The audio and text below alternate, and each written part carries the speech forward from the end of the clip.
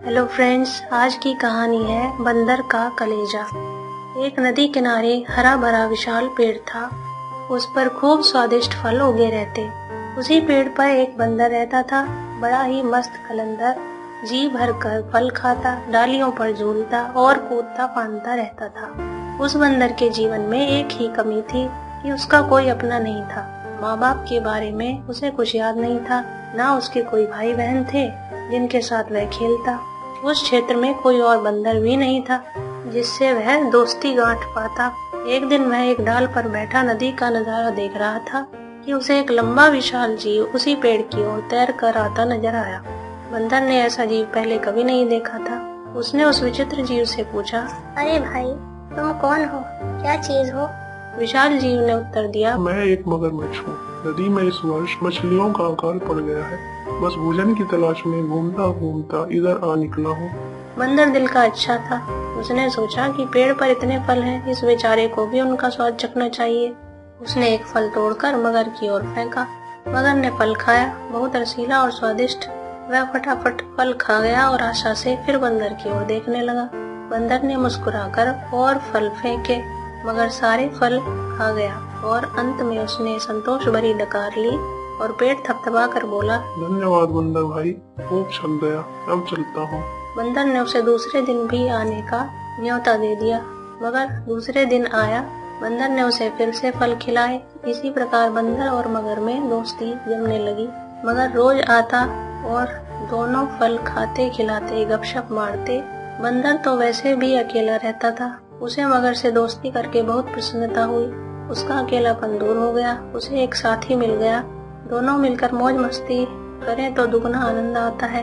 एक दिन बातों बातों में पता लगा कि मगर का घर नदी के दूसरे तट पर है, जहाँ उसकी पत्नी भी रहती है। यह जानते ही बंदर ने उलाहन दिया, मगर भाई, तुमने इतने दिन मुझे भाभी जी के बारे में नहीं बताया। मैं अपनी भाभी जी के लिए रसीले फल भेज देता।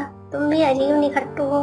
अपना पेट भरते रहे और मेरी भाभी के लिए कभी फल लेकर नहीं गए। उसी शाम बंदर ने मगर को जाते समय ढेर सारे फल चुन चुन कर दिए। अपने घर पहुंचकर मगरमच्छ ने वह फल अपनी पत्नी मगरमच्छनी को दिए। मगरमच्छनी ने वह स्वाद भरे फल खाए और बहुत संतुष्ट हुई।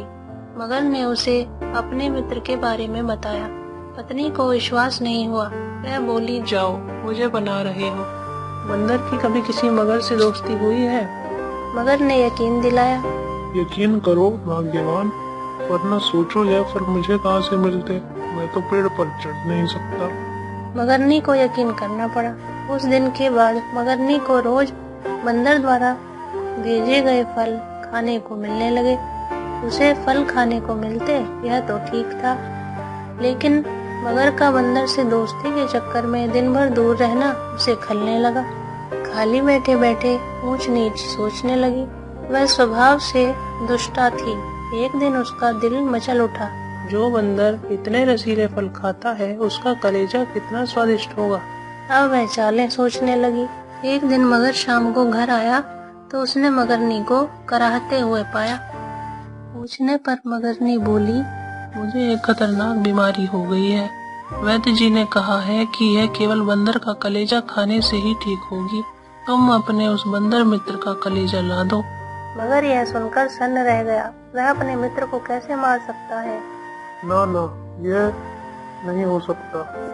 मगर को इनकार में सिर हिलाते देखकर मगरनी जोर से हाय हाय करने लगी। तो फिर मैं मर जाऊंगी तुम्हारी बला से, और मेरे पेट में तुम्हारे बच्चे भी हैं, वे भी मर जाएंगे। हम सब मर जाएंगे। तुम अपने बंदर दोस्त के साथ खूब फल खाते रहना। हाय रे, मर गई, मैं मर गई। पत्नी की बात सुनकर मगर सिहर उठा। बीवी बच्चों के मोह ने उसकी अक्ल पर पर्दा डाल दिया। वह अपने दोस्त से विश्वासघात करने उसकी जान लेने चल पड़ा। मगरमच्छ को सुबह सुबह आते देखकर बंदर चकित हुआ। कारण पूछने पर मगर बोला, बंदर भाई, तुम्हारी भाभी बहुत नाराज है। कह रही है कि देवर जी रोज मेरे लिए रसीले फल भेजते हैं, पर कभी दर्शन नहीं देते, सेवा का मौका नहीं दिया। आज अगर तुम न आए तो देवर भाभी का रिश्ता खत्म हो जाएगा। तुम्हारी भाभी ने मुझे सुबह ही भगा दिया। अगर तुम्हें साथ न ले जा पाया तो वह मुझे भी घर से निकाल देगी, घर में घुसने नहीं देगी। बंदर खुश भी हुआ और चकराया भी। मगर मैं आऊँ कैसे? मित्र, तुम तो जानते हो कि मुझे तैरना नहीं आता। मगर बोला, उसकी चिंता तुम मत करो, मेरी पीठ पर बैठ जाओ, मैं ले चलूंगा ना तुम्हें।